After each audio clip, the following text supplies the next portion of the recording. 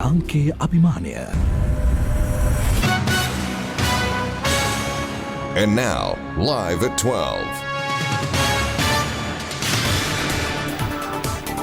ආයුබෝවන් ඔබ අදත් එක්වන්නේ ලංකාවේ අංක එකේ සමබරතොරතුරු ප්‍රකාශය ලයිව් ඇට්වල් සමගින්. අද ලයිව් ඇට්වල් තුළින් ඔබ හමුවන මම මංජුල වීරසිංහ. මම ඉෂාරා සමරසිංහ. අපි අදත් මුලින්ම බලමු ප්‍රධාන පුවත් සිරස්තල.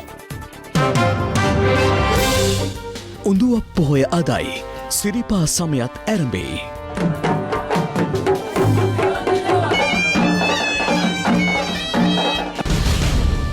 බස්නාහිරින් පිටව යන අයට සිදු කරන ඇන්ටිජන් පරීක්ෂාව දසදහස ඉක්මවයි. ආසාදිතයන් 61ක් සහ ආශ්‍රිතයන් 315ක් හඳුනා ගැනේ. ඊයේත් කොවිඩ් ආසාදිතයන් 549ක්. තවත් මරණ 3ක් සමග මරණ සංඛ්‍යාව 194 දක්වා ඉහළට.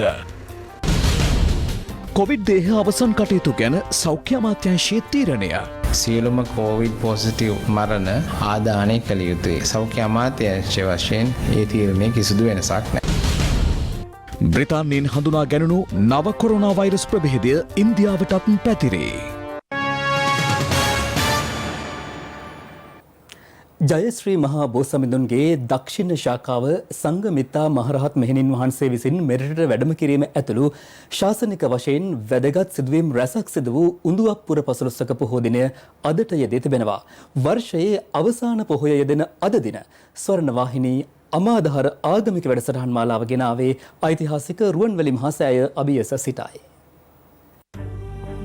බුදුන් හා සමාන ජයශ්‍රී මහා බෝධීන් වහන්සේගේ දක්ෂිණ ශාඛාව සංඝමිත්තා මහරහත් මෙහෙණින් වහන්සේ විසින් මෙරටට වැඩම කර වූයේ අදවන් පින්බර උඳුව පුරපසළොස්වක පොහෝ දිනයක බව ශාසන ඉතිහාසයේ දැක්වෙනවා. එසේම මෙරට අනුලාදේවිය ප්‍රධාන කරගත් කාන්තාවන් 500 දෙනෙක් මුල් කරගෙන ලක්දිව මෙහෙණි සසුන ආරම්භවීම සහ ශ්‍රීපාද වන්දනා සමය ආරම්භවීම ඇතුළු ඓතිහාසික සිදුවීම් රැසක් අදවන් උඳුවක් පොහෝ දිනක සිදුව තිබීම විශේෂත්වයක්. ස්වර්ණවාහිනිය මෙවර උඳුවක් පොහෝ දින ආගමික මෙහෙවර ගෙන එනු ලබන්නේ අනුරාධපුර ඓතිහාසික රුවන්වැලි මහා සෑය අභියස සිටයි. උදැසන අටසිල් සහ බුද්ධ වන්දනාවෙන් අමාදහර ආගමික වැඩසටහන් මාලාව ආරම්භ කරනු අතර එය පවත්වනට යෙදුනේ රුවන්වැලි මහා සෑය විහාරවාසී පූජ්‍ය රිටිගහවැවේ සංඝරක්කිත ස්වාමින් වහන්සේ. උදැසන 7:30ට රන්මැලි සෑ වරුණ සිදු කෙරුණේ ආචාර්ය කුඩාගලවැවේ ඥානවිමල ස්වාමින් වහන්සේගේ වැඩමවීමෙන්. උදැසන 8ට තරුණ සිතට බොදු සිසිල සදහම් කතිකාව පැවැත්වුණු අතර උදැසන 9ට අරලිගහ මන්දිරයේ සිට ඔබ වෙත ගෙන එන අමාතම් සිසිල ධර්මදේශනය පවත්වන්නට යෙදුනේ කොළඹ ගංගාරාම විහාරාධිකාරී ආචාර්ය පූජ්‍ය කිරින්දේ අසජී ස්වාමින් වහන්සේ. අදත් සුපුරුදු පරිදි අමාදහර දහම් සභාව රැස් වූ අතර පූජ්‍ය පදලංගල ධම්මදේව ස්වාමින් වහන්සේ සහ ජ්‍යෙෂ්ඨ කතිකාචාර්ය අතනායකෙම් හේරත් මහතා ඊට එක් වුණා. අද පස්වරු 1ට යෝගාසන කාව්‍යමය ධර්මදේශනාව සජීවී ලෙසින් ඔබ වෙත ඉදිරිපත් කරන අතර තවත් ආගමික මෙහෙවරයන් රැසක් උඳුව පුරපසළොස්වක පොහෝ දිනේ යෙදෙන අද දිනේ ඔබ වෙත ගෙනීමට ස්වර්ණ වාහිනිය සූදානම්. මෙවර ශ්‍රීපාද වන්දනා සමය අදට යෙදෙන උඳුවක් පොහෝ දිනයෙන් ආරම්භ වුණා. ඒ පැල්මඩුල්ල ගල්පොත්තාවිල ශ්‍රීපාද රජමහා විහාරස්ථානයේ සිට සමන්දේව ප්‍රතිමාව ඇතුළු සධාතුක කනඩු බැතිමතුන්ගේ වන්දනාමාන පෙරදැරිව ශ්‍රීපාද ස්ථානයට වැඩම කරවීමෙන් අනතුරුවයි. පැල්මඩුල්ල ගල්පොත්තාවිල ශ්‍රීපාද රාජමහා විහාරස්ථානයේ සිට රිය පෙරහැරකින් ඊයේ සමන්දේව ප්‍රතිමාව සදහතුක කරුණු ඇතුළු දේවාභරණ මාර්ග 4ක් ඔස්සේ ශ්‍රීපාද ස්ථානයට වැඩම කරවනු ලැබුවා. අනතුරුව අදාළියේ දුණු සුබ මොහොතින් චාරිත්‍රානුකූලව සමන්දේව ප්‍රතිමාව හා දේවාභරණ දෝවනය කිරීමෙන් පසු ශ්‍රීපාද පද්මයේහි තැන්පත් කෙරුණා. මෙවර ශ්‍රීපාද වන්දනා වාරය නිරෝධායන උපදෙස්වලට අනුව වන්දනාකරුවන් සීමිත ප්‍රමාණයක් පමණක් සහභාගී කරගෙන ආරම්භ වීම විශේෂත්වයක්. දෙදස් විසියක වර්ෂය සඳහා ශ්‍රීපාද වන්දනා වාරය සෞඛ්‍ය උපදෙස් වලට අනුකූලව අද උදෑසන යෙදුණු සුබ නැකතක් අනුව ආරම්භ කරනු ලැබුවා. මේ අතර මෙරට ජනතාවට නිරෝගී සුව ප්‍රාර්ථනා කරමින් පුරා දින 14ක් ජනතා ආශිර්වාදයට පාත්‍ර වූ ඖෂධ මංජුසාව අද අමාත්‍ය සිසිර ජයකොඩි මහතා විසින් ශ්‍රීපාද පද්මයට පූජා කළා. අතිපූජනීය ශ්‍රීපාදස්ථානයේ වාරනායක ස්වාමීන් වහන්සේගේ අනුශාසකත්වයෙන් අපි ඊටාම හොඳ පින්කමක් සමස්ත ලෝකවාසීන්ටම අපේ රටවැසියන්ටම නිදුක් නිරෝගී භාවය ලැබේවා කියලා ප්‍රාර්ථනාවෙන් තමයි මේ ඖෂධ පූජාව අද සිදු කරන්න ලැබෙන්නේ. රාජ්‍ය උත්සවයක් ලෙස පැවැත්වෙන මෙවර ශ්‍රීපාද වන්දනා සමයේදී නිරෝධායන නීතිවලට යටත්ව වන්දනාවේ පැමිණෙන ලෙස ශ්‍රීපාදස්ථානාධිපති පූජ්‍යපාද බෙංගමුවේ ධම්මදින්න හිමියන් බැතිමතුන්ගෙන් ඉල්ලා සිටිනවා. වන්දනාවාරය අද ඉඳලා ආරම්භ කළා. තුන් වූ ශ්‍රීපාද පද්මය වන්දනා කිරීමට මෙවර බොහොම පහසුයි. වෙනදට වඩා එන්නත් පහසුයි. මාර්ගය හොඳට සකස් කරලා තිබෙනවා. අති අන්තේ එන කෙනෙක් පොකුරු ගොඩවල් එන්න නැතුව සති මැදත් ඒ ගමනට සූදානම් වෙන්න. අපි පැහැදිලි කළා මේ පළාත්වල ඉන්න ප්‍රාදේශීය ලේකම්වරුන්ට දැනුවත් කරලා එන්නේ කියලා. මෙරට තවත් COVID-19 ආසාදිත මරණ 3ක් සිදුව ඇති බව රජයේ ප්‍රවෘත්ති දෙපාර්තමේන්තුව වාර්තා කළා. ඒ අනුව සමස්ත ආසාදිත මරණ සංඛ්‍යාව 194 දක්වා ඉහළ ගොස් තිබෙනවා. මේ අතර මෙරටින් වාර්තා වූ COVID-19 ආසාදිතින් සංඛ්‍යාව 41603 දක්වා ඉහළ ගියා. ඒ ඊයේ වාර්තා වූ ආසාදිතින් 549 දෙනාත් සමගයි. මෙරටින් ඊයේ වාර්තා වූ COVID-19 ආසාදිතින් 549 දෙනාගෙන් 19 දෙනෙකු විදේශගතව සිට මෙරටට පැමිණි පුද්ගලයින්. ඉතිරි ආසාදිතින් 530 දෙනාගෙන් ආසාදිතින් 237 දෙනෙකුම වාර්තා වී ඇත්තේ කොළඹ දිස්ත්‍රික්කයෙන්. ඒ අතර ආසාදිතින් 121 දෙනෙකුම වාර්තා වී ඇත්තේ දෙමටගොඩ ප්‍රදේශයෙන් බවයි COVID-19 පැතිරීම වැළැක්වීමේ ජාතික ක්‍රියාන්විත මධ්‍යස්ථානය පැවසුවේ. කිරුළපණින් ආසාදිතින් 23 දෙනෙක්, වැල්ලවත්තෙන් ආසාදිතින් 18 දෙනෙකු සහ මරදානෙන් ආසාදිතින් 14 දෙනෙකු වාර්තා වුණා. කම්පා දිස්ත්‍රික්කයෙන් ආසාදිතින් 124 දෙනෙකු සහ මහනුවර දිස්ත්‍රික්කයෙන් 44 දෙනෙකු වාර්තා වූ අතර අනෙක් ආසාදිතින් 125 දෙනා දිවයිනේ සෙසු දිස්ත්‍රික්කවලින් වාර්තා වුණා. ඒ අනුව මිනුවන්ගොඩ පෑලියගොඩ COVID-19 පොකුරට අදාළව වාර්තා වී ඇති සමස්ත ආසාදිතින් සංඛ්‍යාව 37868ක්. ඉන් ආසාදිතින් 30463 දෙනෙකු පූර්ණ සුවය ලබා රෝහල් වලින් පිටත්ව ගොස් තිබෙනවා.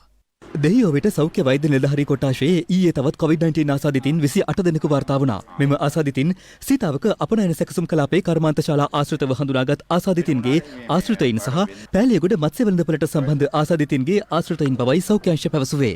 ඔවුන් ප්‍රතිකාර මධ්‍යස්ථාන වෙත යොමු කෙරුණා. ඒ අනුව දෙහියෝවිට ප්‍රදේශයෙන් මේ වන විට වාර්තා වී ඇති සමස්ත ආසාදිතින් සංඛ්‍යාව 306ක්. COVID-19 ආසාදනය වීම හේතුවෙන් පුද්ගලයෙකු මිය යාමත් සමග සංචරණ සීමා පනවා තිබූ පාදුක්ක ගලගෙදර නැගෙනහිර ග්‍රාම සේවා වසමින් තවත් COVID-19 ආසාදිතින් 10 දෙනෙකු හඳුනා ගැනුණා. ඒ මියගිය පුද්ගලයාගේ සමීප ආශ්‍රිතයින් 40 දෙනෙකුගේ සිදු කළ PCR පරීක්ෂණ වලින් 16 දෙනෙකුගේ ප්‍රතිඵල නිකුත් වීමත් සමගයි. බගවන්තලාව සෞඛ්‍ය වෛද්‍ය කාර්යාල ප්‍රදේශයේ COVID-19 ආසාදිතින් 7 දෙනෙකු ඊයේ හඳුනාගත්තා. පසුගියදා කළුගල පොලිස් මාර්ග බාධකයේදී අහඹු ලෙස සිදු කළ PCR පරීක්ෂණ ප්‍රතිඵල අනුව ඉන් 9 දෙනෙකු ආසාදිතින් ලෙස හඳුනාගෙන තිබෙනවා. සෞඛ්‍ය අංශ පැවසුවේ සෙසු ආසාදිතින් 9 දෙනා මීට පෙර COVID-19 ආසාදිතින් හඳුනාගත් වටවල ඇඟලුම් කර්මාන්ත ශාලාවේ ආශ්‍රිතයින් බවයි. පොළොන්නරුව නවනගරයේ සහ පළුගස්දමන ප්‍රදේශයෙන් COVID-19 ආසාදිතින් 2 දෙනෙකු හඳුනා ගැනුණා. ඔවුන් කොළඹ සහ මහනුවර සිට පැමිණි පුද්ගලයින් 2 දෙනෙක්. සෞඛ්‍ය අංශ පැවසුවේ ඔවුන්ගේ සමීප ආශ්‍රිතයින් 19 දෙනෙකු ගෘහස්ත නිරෝධායනයට ලක් කෙරුණු බවයි. මඩකලපුව කල්පුනේ පොලිස් වසමේ ග්‍රාම නිලධාරී වසම 11ක සංචරණ සීමා පනවා තිබෙනවා. එම ප්‍රදේශයෙන් COVID-19 ආසාදිතින් වාර්තා වීමත් සමගයි. මේ අතර මඩකලපුව ආර්යම්පති ප්‍රදේශයේ පුද්ගලයෙකුට සහ ඔහුගේ බිරිඳට COVID-19 ආසාදනය වීමත් සමග ඔහු සේවය කළ මඩකලපුව නගරයේ පිහිටි වෙළඳ සංකීර්ණයක් තාවකාලිකව වසා දැමුණා. බස්නාහිර පළාතෙන් පිටවන ස්ථාන 11කදී රැපිඩ් ඇන්ටිජන් පරීක්ෂාව ඊයේ දිනේ සිදු කරනු ලැබුවා. මෙම පරීක්ෂාව ලබන ජනවාරි 5 වෙනිදා දක්වා ක්‍රියාත්මක කිරීමටයි දැනට තීරණය කර තිබෙන්නේ. මේ වන විට රැපිඩ් ඇන්ටිජන් පරීක්ෂාවට දසදහසකට ආසන්න සංඛ්‍යාවක් ලක් කර තිබෙනවා. ඒ වගේම එමගින් පුද්ගලයන් 61 දෙනෙක් පමණ කොවිඩ් ආසාදිතින් බවට හඳුනාගෙන තිබෙනවා. ඒ කොවිඩ් ආසාදිතින් බවට හඳුනාගත් පුද්ගලයන් ප්‍රතිකාර මධ්‍යස්ථාන වෙත රැගෙන ගොස් තිබෙනවා. එමෙන්ම ඔවුන්ගේ සමීප ආශ්‍රිතයින් 315ක් පමණ නිරෝධායන ක්‍රියාවලින් සඳහා යොමු කර තිබෙනවා. මේ වන විට මෙරටින් COVID-19 ආසාදිතින් 41603 දෙනෙකු වාර්තා වී ඇති අතර ඉන් 33221 දෙනෙකු පූර්ණ සුවය ලබා රෝහල් වලින් පිටත්ව ගොස් තිබෙනවා. ආසාදිතින් 8188ක් තවදුරටත් රෝහල්ගතව ප්‍රතිකාර ලබනවා.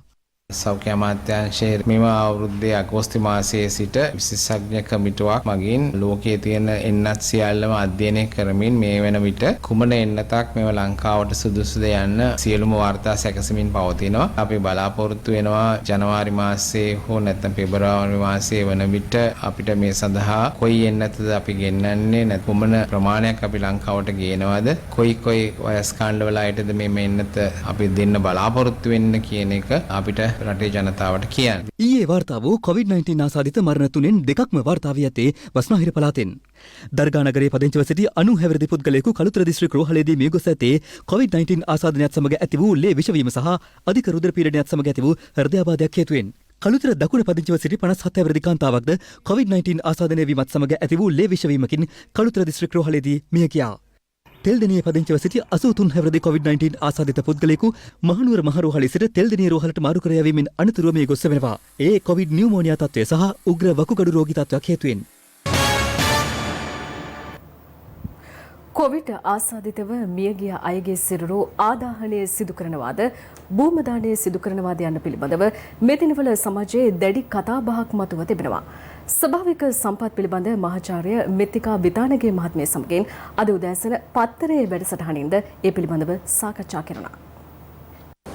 රටක එක නීතියක් කොවිඩ් සම්බන්ධයෙන් පවතින්නට ඕනි.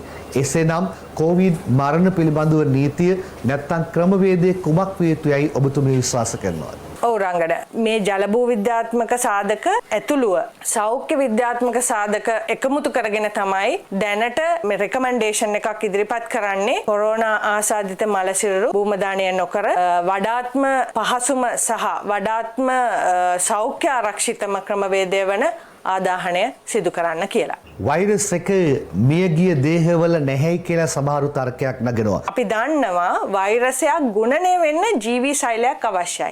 නමුත් වෛරසය මිය යන්න පෙර ඒකේ ආයු කාලය රැඳෙනවා සෑහෙන කාලයක්. ඒ කාලය තුල වෛරසයට පවතින්න පුළුවන් නොයෙකුත් ස්ථානවල. ඒ නිසා තමයි මේ ගැටලුව මතුවෙන්නේ. දැන් සමහර රටවල් භූමදානයට යනවද? ඒකට ඉඩ දෙනවද? එතකොට ඒකත් එක්ක කොහොමද අපිට සංසන්දනය කරන්න පුළුවන් වෙන්නේ අපේ රටේ තත්ත්වය? සමහර රටවල් භූමදානය කරනවා. සමහර රටවල් ආදාහනය පමණයි කරන්නේ. සමහර රටවල් දෙකම කරනවා. ඉතින් ලංකාවේ ජලභූ විද්‍යාත්මකව සලකා බැලුවාම අපිට මෙතන සුවිශේෂී ගැටලුවක් මතුවෙනවා. මොකද ලංකාවේ භූගත ජලය පවතින්නේ විශේෂයෙන්ම අපි ගත්තොත් කලාපයේ භූගත ජලය පවතින මට්ටම ඉතාමත් පහත්. ඒ වගේම තමයි වියලි කලාපයේ භූගත ජලය පවතින මට්ටම දැන් මේ කාලේ සලකා බැලුවොත් මේ වියලි කලාපයට ඉසානදික මෝසම් වැටෙන කාලය. ඒ වෙලාව දැන් අපි දන්නවා මේ ඊයේ පෙරේදා ත්‍රිකුණාමලයේ ගම් වතුරක් පවා ඇති වුණා. ඒ නිසා භූගත ජලය ලංකාවේ අනික් රටවල් වලට වඩා ගොඩක් වෙනස්. ඒ නිසා රිස්ක් එකකට නොයා සීරෝ රිස්ක් නැත්නම් අපි රිස්ක් එක නැති කරලා කරන්න පුළුවන් එකම දේ තමයි ආදාහනය කිරීම. ශීතාගාරවල තබා ගැනීම පිළිබඳව සෑහෙන කතාබහක් යනවා. එතකොට අපිට ඒක එහෙම තියා ගැනීම කොහොමද? කොයි විදිහටද ඒක විද්‍යාත්මක වෙන්නේ? සහ වෙන රටකට හෝ ලංකාවේ වෙන ප්‍රදේශයකට මේ මලසිරුරු ප්‍රවාහනය කිරීම කියන කාරණා ගැනත් කතා වෙනවා. මේ දෙකට මම ප්‍රතිචාරයක් බලාපොරොත්තු වෙනවා. ශීතාගාර කියන තත්ත්වය යටතේ වෛරසය තවත් කාලයක් පවත්වාගෙන යන්න පුළුවන්. ඒ කියන්නේ ශීතාගාර තියෙන්නේ අපිට මේ වෛරස බැක්ටීරියා හෝ මේ ශුද්ධ ජීවීන් කාලයක් පවත්වාගෙන යාම. ශීතාගාරවල මෘතදේහ තැන්පත් කිරීම කිසිම ආකාරයකින් විසඳුමක් වෙන්නේ නැහැ. ඒක ප්‍රවාහනය කිසිසේත්ම සුදුසු වෙන්නේ නැහැ. ඒකට හේතු කාරණා කීපයක් තියෙනවා. එකක් තමයි දැන් අපි කතා බහට ලක් වුණා මන්නාරමට මේක ප්‍රවාහනය කරනවා නැත්තම් සායින්ද මරුදු නැත්තම් සමන්තුරේ ප්‍රදේශයට ප්‍රවාහනය කරන්න පුළුවන්ද කියලා. ඒක හරිම රිස්කි. ඒක හරිම තර්ජනාත්මකයි ඒ ප්‍රවාහනය කරන පුද්ගලයන්ටනේ. ඒ නිසා මම හිතන්නේ නෑ කිසිසේත්ම මේ කොරෝනා ආසාදිතව මියගිය දේහ ඉතාමත් අධික කාලයක් පැය ගණනාවක් මේම ප්‍රවාහනය කිරීම සුදුසුයි කියලා. ලොව කොවිඩ් ආසාදිතයින් සංඛ්‍යාව මේ වන විට 8 කෝටි 16 ලක්ෂය ඉක්මවා ඇති අතර තවමත් වැඩිම ව්‍යාප්තිය පෙන්눔 කරන ඇමරිකාවෙන් ඊයේ වාර්තා වූ නව ආසාදිතයින් සංඛ්‍යාව යළිත් 1,50,000 ඉක්මවා තිබෙනවා. මේ අතර එංගලන්තයෙන් හඳුනා ගැනුණු නව කොරෝනා වෛරස් ප්‍රභේදය ආසාදනය වූවන් පිළිබඳව අසල්වැසි ඉන්දියාවෙන්ද වාර්තා වී ඇති බව සෞඛ්‍ය බලධාරීන් පවසනවා. ඒ සමගින් ලොව කොවිඩ් තත්ත්වය විමසා බැලීමටයි මේ සූදානම. කොවිඩ් වසංගතයෙන් ලොව වැඩිම පීඩාවකට ලක්ව ඇති ඇමරිකාවේ ජනතාව වෙනුවෙන් ලබා දීමට කොරෝනා සහන පැකේජය ඇතුළත් මූල්‍ය වේදම් කෙටුම්පතට ජනපති ට්‍රම්ප් අත්සන් තැබීමත් සමග ඇමරිකානුවන්ට ඩොලර් 2000ක සහනාධාර චෙක්පතක් ලබා දීමට එරට කොංග්‍රස් මණ්ඩලයේ අනුමැතිය හිමිව තිබෙනවා. ඊයේ දිනේද ඇමරිකාවෙන් වාර්තා වූ නව ආසාදිතයින් සංඛ්‍යාව 1,86,000ක් ලෙස වාර්තා වී ඇති අතර කොවිඩ් මරණ 2000කට ආසන්න සංඛ්‍යාවක් පිළිබඳ තොරතුරු ලැබී ඇති බවයි පැවසෙන්නේ. මේ අතර කොවිඩ් ආසාදිතයින් වැඩි වශයෙන් වාර්තා වන ඇමරිකාවේ කැලිෆෝනියා ආශ්‍රිත ඇතැම් ප්‍රදේශවල ජීවත් වන ජනතාවට නිවෙස් තුළටම වී සිටින ලෙස පනවා ඇති නියෝග තවදුරටත් දීර්ඝ කිරීමට බලධාරීන් තීරණය කර තිබෙනවා. එමෙන්ම කැලිෆෝනියාහි ඇතැම් රෝහල් කොවිඩ් රෝගීන්ගෙන් පිරියාමත් සමග සෞඛ්‍ය බලධාරීන් දැඩි දුෂ්කරතාවකට පත්ව ඇති බවයි වාර්තා වන්නේ. ඇමරිකාවෙන් පසු ඊයේ වැඩිම නවාසාදිතයින් සංඛ්‍යාවක් වාර්තා වුණේ එංගලන්තයෙන් වන අතර මේ වන විට එරටින් වාර්තා වන සමස්ත කොවිඩ් ආසාදිතයින් සංඛ්‍යාව 23 ලක්ෂය ඉක්මවා තිබෙනවා. මේ අතර අසල්වැසි ඉන්දියාවෙන්ද එංගලන්තයෙන් හඳුනා ගැනුණු නව වෛරස් ප්‍රභේදය ආසාදිත වූවන් වාර්තා වීමත් සමග රට තුළට පැමිණෙන සංචාරකයන් සඳහා පරීක්ෂණ තවදුරටත් විධිමත් කිරීමටයි බලධාරීන් පියවරගෙන ඇත්තේ. එමෙන්ම ඉන්දිය සෞඛ්‍යංශ ඔක්ස්ෆර්ඩ් එන්නත සඳහා අනුමැතිය ලබාදීම ඉදිරි දින කිහිපය තුළ බොහෝ දුරට සිදුවනු ඇති බවත් ඉන්දිය මාධ්‍ය වාර්තා කරනවා. රුසියාවද මේ වන විට සිය රට තුළ වයස 60 ඉක්ම වූවන්ට ස්පුට්නික් එන්නත ලබාදීම ආරම්භ කර තිබෙනවා.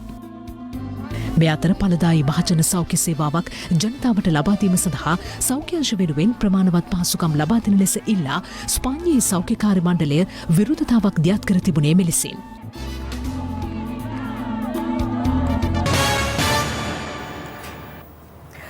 COVID-19 ආසාදිතව මිය යන පුද්ගලයන්ගේ දේහයන් ආදාහනය කිරීමේ තීන්දුවේ කිසිදු වෙනසක් නොමැති බව සෞඛ්‍ය සේවා අධ්‍යක්ෂ ජෙනරාල් වෛද්‍ය අසේල ගුණවර්ධන මහතා පවසනවා. මේ අතර මේ සම්බන්ධයෙන් ඊයේ ස්වර්ණවාහිනියේ විකාශය වූ මහජන සේවය පිණිසයි වැඩසටහනේදීද අවධානය යොමු වූ අතර පක්ෂ විපක්ෂ දේශපාලනඥයින් මෙන්ම මහා සංඝරත්නයේද මේ පිළිබඳව විවිධ අදහස් පළ කළා.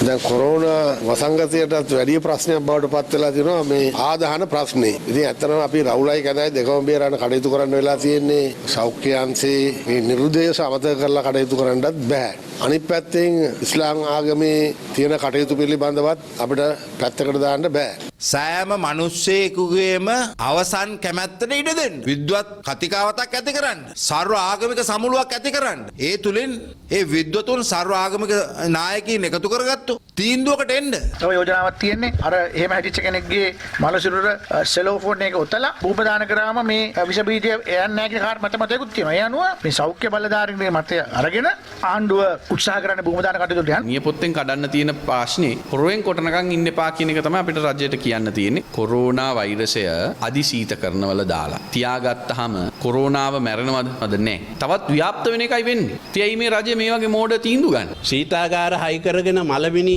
ආරක්ෂා කරන තත්වයකට වැටිලා තියෙන ඒකේ ලයිට් බිලත් අපට නෙන්නේ. මොකද ආණ්ඩුව ගෙවන එක අපෙන් ගන්නෙ. ඒව ආරක්ෂා කරන මිනිස්සුන්ගේ වැටුප් මහරෑ දවල් නැතුව ආරක්ෂා කරනකොට ඕටි හරි ගෙවන්න වෙනවනේ. ආදානයේද භූමිදානයේද කියලා හාමුදුරන්ට ඇති අදිසියක් නැහැ නේද? අපිට මේ තියෙන්නේ මේ රටේ සෞඛ්‍යයට වෛද්‍යවරු කියන්නේ මොකද්ද කියන එකනේ. මහා සංඝරත්නයට පෙනී හිටින්න අයිතිය තියෙනවා. විවිධ කණ්ඩායම් වලට පෙනී හිටින්න අයිතිය තියෙනවා. මේ ප්‍රශ්නේ සම්බන්ධ. ඉතින් මම හිතන්නේ මහා සංඝරත්නය විශ්වාස කරනවා නම් මේක නොකළ යුතුයි කියලා මමත් ඉන්නේ එතන. මේ ගැසට් පත්‍රයේ 4 වෙනි වගන්තියේ ඊටාම පැහැදිලිව සඳහන් වෙනවා සෙල්සියස් අංශක 800 ඉඳලා 1200 දක්වා වූ උෂ්ණත්ව පරාසයක විනාඩි 45ක ඉඳලා පැයක් දක්වා වූ කාල පරාසයක් නිසි බලධරයා විසින් නම් කරන ස්ථානයක ආදාහනය කළ යුතුයි කියලා. ඕක තමයි දැනට රටේ තියෙන නීතිය. එතකොට අපිට පුළුවන් පාරේ උද්ඝෝෂණය කරන්න අපිට පුළුවන් බෝඩ් අල්ලන් ඉන්න. හැබැයි රටේ නීතිය මේක. විශේෂඥ කමිටුවක් පත් කරා නම් ඒ කමිටුවේ ඒ කමිටුවත් ඇත්තටම මම මේ කමිටුවත් මම මේ මොහොතේ විවේචනය කරන ඒ කමිටුවත් එකමුතුව කමිටුවේ මතයක් ප්‍රකාශ නොකර ඒ කමිටුවේ සමාජිකයෝ එළිය ගිහිල්ලා මිනිස්සු වික්ෂිප්ත වෙන විදිහට මේ විශේෂඥයින්ගෙන් බලාපොරොත්තු නොවන විදිහට අර කඩපිල්වල කරන ප්‍රකාශ වගේ පරස්පර විරෝධී ප්‍රකාශ නිකුත් කරනවා. දැනට සෞඛ්‍ය අමාත්‍යාංශය නැත්නම් සෞඛ්‍ය දෙපාර්තමේන්තුව වශයෙන් අප විසින් මුලදී ගන්නා ලද සියලුම කොවිඩ් පොසිටිව් මරණ ආදාහනය කරනවායි කියන ඒ කිසිම වෙනසක් නැහැ. අපි මේ තීරණය වෙනසක් තියෙනවා නම් අපි මහ ජනතාවට දැනුම් දෙන්න. එතකන් අපේ තීරණය සියලුම කොවිඩ්-19 මරණ ආදාහනය කළ යුතුයි.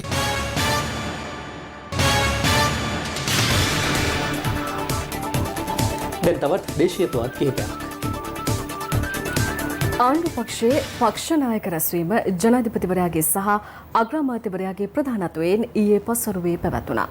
රට තුළ පවත්නා COVID-19 වසංගතය සහ පළාත් පාලන මැතිවරණ පැවැත්වීම පිළිබඳව මෙහිදී වැඩි අවධානයක් යොමු තිබෙනවා. ආණ්ඩුපක්ෂය නියෝජනය කරන පක්ෂ නායකයින් රැසක් මෙම සාකච්ඡාව සඳහා එක් වුණා. ජනාධිපතිවරයා සහ ග්‍රාමාත්‍යවරයාගේ ප්‍රධානත්වයෙන් පැවති මෙම සාකච්ඡාවෙන් අනතුරුව පක්ෂ නියෝජිතයින් මෙලෙස අදහස් පළ කළා. පළාත් සභා මැතිවරණය පවත්වනවාද? පළාත් සභා මැතිවරණය පවත්වනවා. ඒක ප්‍රතිපත්තියකට අපි කරනනොත් ඒක ගැන සාකච්ඡා කර අලුත් ව්‍යවස්ථාව හදලා අලුත් ඡන්ද ක්‍රමයක් ඇති කරලා කරනවාද මෙහෙම කරනවාද කියලා ඒ කොවිඩ් වසංගතයත් එක්ක කොහොමද ඡන්දේ පවත්වන්නේ කියන එක තමයි කතා පළාත් සභාවට පවත්වනවා. එතන විශේෂයෙන් සාකච්ඡා වුණ මේ කොවිඩ් මේ වගේ වසංගතයක් පවතින අවස්ථාවක පළාත් සභාවල සෞඛ්‍ය අමාත්‍යාංශ නිසි ලෙස ක්‍රියාත්මක වුණා නම් මීට වැඩිය සාධනීය තත්ත්වයක් ඇති වෙන්න තියුණා කියන කාරණේ සම්බන්ධයෙන් පළාත් සභාව නැති වෙලා නැහැනේ. පළාත් සභාවට මහජන නියෝජිතයින් පත් කිරීම විතරයි නැති වෙලා තියෙන්නේ. පළාත් සභාවේ ඡන්දය කොයි වෙලාවෙ තියෙනවද කියන එක රැඳෙන්නේ සැබෑ පවතින වසංගත තත්ත්වයේ ස්වභාවයත් එක්කයි. නමුත් පළාත් සභාව තැබිය යුතුයි කියන එක ගැන අපි ඔක්කොටම එකගත්තක් තියෙනවා. ස්වාමින් වහන්සේලා කියනවා පළාත් සභාවේ පාඩු. ස්වාමීන් වහන්සේලා පක්ෂ නායකයෝ නෙමෙයි. ඉතින් දැන් සරත් වීරසේකර මහතාත් කියවනේ සුදුවලිය කියලා. එතුමායි කියන්නේ නෑද? පළාත් සභා මැතිවරණය පිළිබඳව තියන්න ඕන කියලා තමයි ගොඩක් දෙනෙක් සාකච්ඡාවේදී කරුණු ඉදිරිපත් කරේ. අවසන් තීන්දුවක් ගත්තේ නැහැ. මැතිවරණේ පැවැත්වනවාද කියන එක පිළිබඳව අපි නැවත සලකා බලන්න කටයුතු කරනවා. ඉදිරියේදී පළාත් සභා මැතිවරණය තියෙනවා. දැනට తాවකාලිකව නැවතුවා. පළාත් සභාව තියන්න ඕන කියන ස්ථාවරේ අපි ඉන්නේ. අපි හදාපු කට්ටිය නේ. මේ තත්ත්වය මත කොවිඩ් තත්ත්වයත් එක්ක ඇත වශයෙන් විශාල අර්බුදයක් තිබෙනවා මැතිවරණයක් තිබීම ගැන. ඒ සම්බන්ධ විශේෂ සාකච්ඡාවක් තිබුණා. මම හිතන්නේ අනාගතයේ ඉතාම ඉක්මනින් නැවත පළාත් සභාව සක්‍රිය කරන්නේ කොහොමද කියන කාරණය මාතෘකාවක් විදිහට අපි පාවිච්චි කරන්න බලාපොරොත්තු වෙනවා. ආණ්ඩුපක්ෂ මන්ත්‍රී කණ්ඩායම් රැස්වීමත් එක්කත් සාකච්ඡා කළා. වික්ෂුන් වහන්සේලා දැඩි විරෝධයක් පළ කරනවා පළාත් සභා මැතිවරණය පැවැත්වීමට මේ ආණ්ඩුවක දරන උත්සාහය පිළිබඳව. පළාත් සභා ක්‍රමය ක්‍රියාත්මක කරනවද නැද්ද කියලා තීරණය කරන්න අපිට තනියම කරන්න පුළුවන් කාරණයක් නෙමෙයි. මොකද ඒක ඉන්දියාවත් එක්ක සාකච්ඡා කළ යුතු කාරණයක්. එහෙනම් අපි සාකච්ඡා කළා අපි ගන්න ඕනේ තීන්දුවක්. නැත්නම් විශාල ප්‍රශ්න ගන්නවට ආපහු අපිට නැවත මුහුණ දෙන්න වෙනවා ජාත්‍යන්තර වශයෙන්. ශ්‍රී ලංකන් දැස්පක්ෂයට ඇති වූ පෞද්ගලික කාලේ කෙනෙක්කම් ගැන කතා කරා. ඒ සම්බන්ධව කතා වුණා. විශේෂයෙන් මේවා ගැන කතා කරා. අධිකර ජනාධිපතිතුමත් ගරු අග්‍රාමාත්‍යතුමත් බැසිල් රාජපක්ෂ මහත්මයා ඇතුළු සියලුම පක්ෂ නායකයන් ඉදිරියේ අපි මේ ප්‍රශ්න ගැන කතා කරා. යම් සාධනීය විසඳුම් ගණනාවක් ගැන කතා කරා. මම හිතන්නේ ඉදිරි සති කිහිපය ඇතුළත අපිට ඒක निराකරණය කරගන්න පුළුවන් වෙයි කියලා අපි විශ්වාස කරනවා. විපක්ෂ නායක සජිත් ප්‍රේමදාස මහතාගේ ප්‍රධානත්වයෙන් ජනතා ගැටලු වලට විසඳුම් සෙවීම සඳහා පවත්වන ජංගම සේවාවේ තවත් එක් පියවරක් ලුණුගම්වෙහෙර බෙරළිහෙළ ප්‍රදේශයේදී පැවැත්වුණා. මෙහිදී ආර්ථික ගැටලු මෙන්ම විවිධ කෘෂිකාර්මික ගැටලු ගැනද මහජනතාව විපක්ෂ නායකවරයා හමුවේ අදහස් පළ කළ අතර ඒ සඳහා රජයේ අවධානය යොමු කරවීමට ක්‍රියා කරන බවයි විපක්ෂ නායකවරයා කියා සිටියේ. ජනතා ගැටලු සාකච්ඡා කිරීම හා ඒ පිළිබඳ බලධාරීන්ගේ අවධානය යොමු කිරීම අරමුණු කරගත් ජංගම සේවාවක් විපක්ෂ නායක සජිත් ප්‍රේමදාස මහතාගේ ප්‍රධානත්වයෙන් මීට දින කිහිපයකට පෙර ආරම්භ වුණා. එහි තවත් එක් වැඩසටහනක් ලොණුගම්වෙහෙර බෙරළිහෙළ ප්‍රදේශයේ ඊයේ පැවැත්වුණේ විශාල පිරිසකගේ සහභාගීත්වයෙන්. එහිදී ජනතා ගැටලු මෙලෙස ඉදිරිපත් කෙරුණා. බඩු මිල ප්‍රශ්නේ බැලුවම හාල් කිලෝ එක මිල බැලුවම රුපියල් 95යි. සීනි කිලෝ එකක් ගන්න කොහමද? සීනි කිලෝ එකක් ගන්න ගියාම සතසට 500 බඩු ගන්න ඕන. වනජීවියෙක්ගෙන් ප්‍රශ්නේ විසඳන් එනකොට වන සංරක්ෂණයෙන් ප්‍රශ්නයක්. වන සංරක්ෂණයෙන් පස්සේ විසඳන් එනකොට පශු සම්පත් එකෙන් ප්‍රශ්නයක්. අද ජංගම සේවාවෙන් යෝජනා 14ක් ඉදිරිපත් වුණා. බඩු මිල ප්‍රශ්නය. අත්‍යවශ්‍ය ආහාර පානවල මිල අධික ලෙස වැඩි වෙලා. අද ජන සමාජය තුල රාජ්‍ය අනුග්‍රහයෙන් කළුකඩ වෙළඳාම ක්‍රියාත්මක වෙනවා. මුදල් කොන්දේසි තියෙනවා. මේක තමයි සත්‍ය తත්වය. ඔබතුමන්ලට එක බලාපොරොත්තුවක් ලබා දෙනවා මේ අවස්ථාවේ අනිවාර්යෙන්ම ඔබතුමන්ලාගේ අයිතිවාසිකම් අපි පෙනී සිටිනවා පමණක් නෙවෙයි මේ රටේ ජනතාව ජීවත් කරවීම සඳහා අපි සාමකාමී ප්‍රජාතන්ත්‍රවාදී අරගලයක් මහා ප්‍රජාතන්ත්‍රවාදී සටනක පාර්ලිමේන්තුව තුලත් ඉන් පිටතත් අපි නියැලෙනවාමයි කියන එක මම මේ අවස්ථාවේ කියන්න කැමතියි. යළිත් දේශීය පුවත් කිහිපයක් වෙතයි අවධානය. ජෙනරාල් නිලයට උසස් කරනු ආරක්ෂක ලේකම් කමල් ගුණරත්න සහ යුද හමුදාපති හා වැඩබලන ආරක්ෂක මාණ්ඩලික ප්‍රධානී ශවේන්ද්‍ර සිල්වා යන මහත්වරුන් අද මහනුවරදී ආගමික වතාවත්වලට එක්ව සිටියා. ශ්‍රී දළදා මාලිගාව හා මල්වතු අස්ගිරි මහ විහාරයට ගොස් ආගමික වතාවත්වලට නිරත වූ ඔවුන් මාධ්‍යයටද අදහස් පළ කළා. අද උදෑසන ශ්‍රී දළදා මාලිගාවට පැමිණි ආරක්ෂක ලේකම් ජෙනරල් කමල් ගුණරත්න මහතා දළදා සමිඳුන් වැඳ පුදා ගත්තා.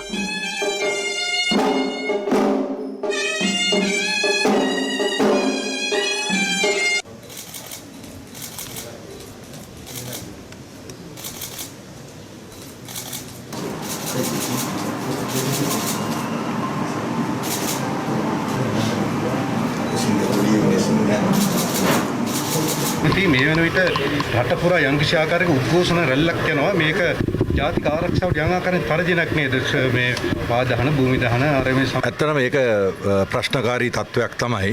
නමුත් මෙතන තීරණ ගන්න ඕනේ සෞඛ්‍ය බලධාරීන්. ඉතින් මම දන්න තරමින් ජනාධිපතිතුමා දැන්ට දින කීපයකට ඉස්සෙල්ලා සෞඛ්‍ය බලධාරීන්ට උපදෙස් දීලා තියෙනවා. ඒ කියන්නේ අර වෛරොලොජිස්ට්ලා කියලා ඉන්නේ. ඒ කියන්නේ වෛරස් සම්බන්ධ විශේෂඥ වෛද්‍යවරුන් ඒ අයට එකතු වෙලා තීරණයක් අරගෙන ඒ තීරණය දැනුම් දෙන්න කියලා මොකද්ද කළ යුත්තේ කියලා රජය. යුද හමුදාපති සහ වැඩබලන ආරක්ෂක මාණ්ඩලික ප්‍රධානී ජෙනරල් ශවේන්ද්‍ර සිල්වා මහතාද අද උදෑසන දළදා සමිඳුන් වැඳ පුදා ගත්තා.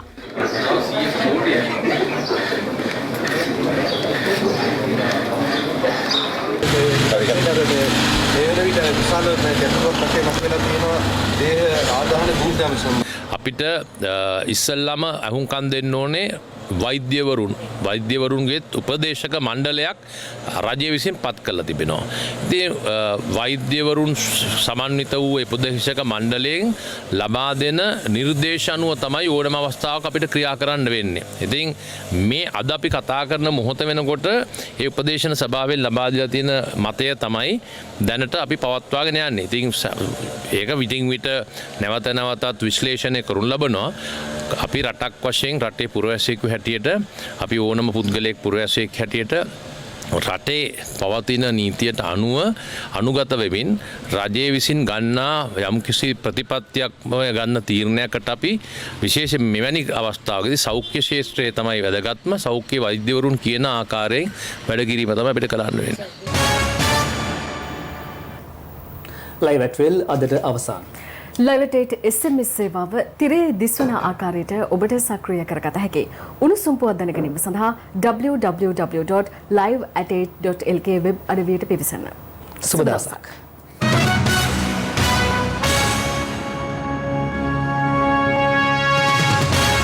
විලාසිතාවක